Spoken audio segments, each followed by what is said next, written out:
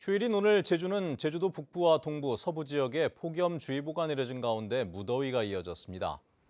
오늘 낮 최고 기온은 우도가 32.7도로 가장 높았고 제주시 32.6, 성산 31.1, 서귀포 29.9, 부산 29.7도를 기록했습니다.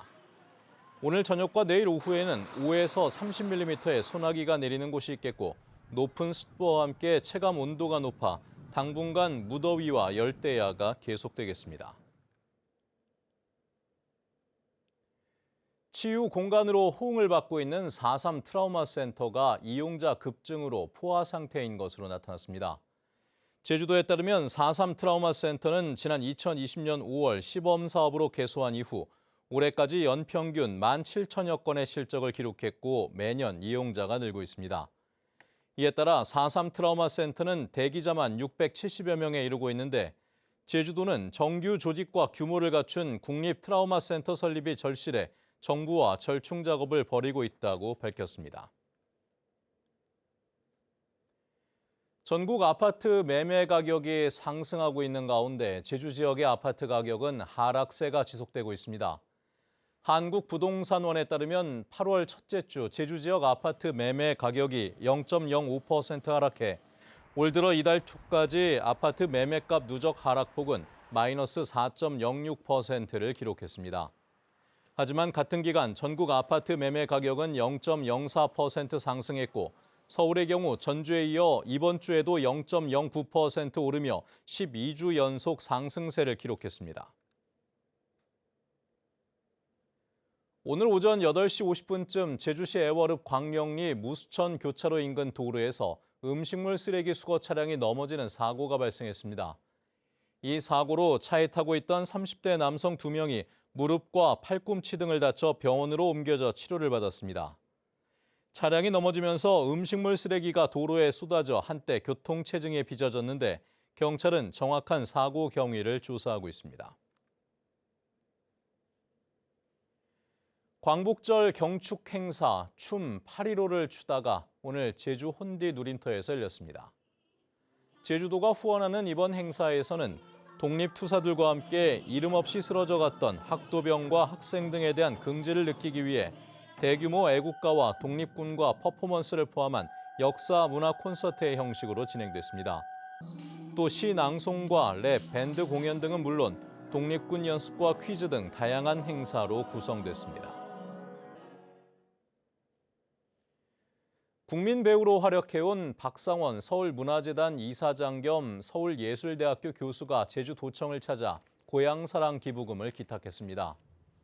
여명의 눈동자와 모래시계 등으로 큰 인기를 얻었던 박상원 씨는 제주 4.3을 기념하는 동백꽃 배지 달기 캠페인과 제주의 가치를 담아내는 뮤지컬 제작 사업에 참여했습니다. 한편 고향사랑 기부제를 통해 배우 이영애와 문희경 씨는 물론 전 야구선수 이대호 씨 등의 기부도 잇따르고 있습니다. 제주도가 동지역의 적정 규모를 조정하기 위한 공론화 작업을 시작합니다. 제주도는 오는 18일 제주문학관 대강당에서 토론회를 열어 행정구역 조정의 필요성과 조정 기준, 타 시도 사례를 통한 문제점과 해결 방안 등을 토론할 예정입니다. 제주도는 동지역 인구 편차에 따른 행정 서비스 불균형 문제를 해소하기 위해 행정구역을 합리적으로 조정해 나가겠다고 밝혔습니다. 제78주년 광복절 경축식이 모레 오전 10시 제주학생문화원 대극장에서 열립니다. 다시 찾은 빛, 빛나는 제주를 주제로 열리는 경축식에서는 제주 해녀 항쟁을 모티브로 한 도립무용단 공연과 제주의 항일운동을 돌아보는 기념 영상, 어린이 합창단 공연 등이 진행됩니다. 지난해 경축식은 코로나19의 영향으로 축소됐지만 올해는 광복회원과 도민 800여 명이 초청됐습니다. 세계 기록유산 등재를 추진 중인 4.3 기록물의 문화재청 조건부 심의 통과에 대해 4.3 유족회가 환영의 뜻을 밝혔습니다. 제주 4.3 유족회는 성명을 통해 이번 조건부 통과로 유네스코 세계 기록유산 등재에 대한 기대가 한 걸음 성큼 다가왔다고 밝혔습니다. 그러면서 희생자 14,000여 명 가운데 생존자는 116명에 불과하다며 조속히 등재가 이루어져야 한다고 강조했습니다. 제주국제공항 지하차도가 오는 16일 임시 개통됩니다. 제주시는 지하차도 진입 차단 시설과 CCTV 등의 안전시설 설치가 마무리됨에 따라 오는 16일 임시 개통한다고 밝혔습니다. 임시 개통 이후 교통량과 흐름 등을 분석해 이달 말쯤 전 구간을 완전 개통할 방침입니다. 당초 지하차도는 지난달 중순쯤 임시 개통할 예정이었지만 지난달 오송 지하차도 침수 사고가 발생하면서 안전시설 확충으로 개통이 연기됐습니다. 국민의힘 제주도당이 허향진 전 제주대학교 총장과 장성철 전 도당위원장을 상임 고문으로 위촉했습니다.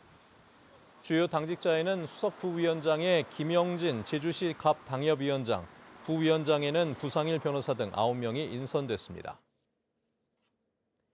뉴스데스크 제주였습니다. 여러분 고맙습니다.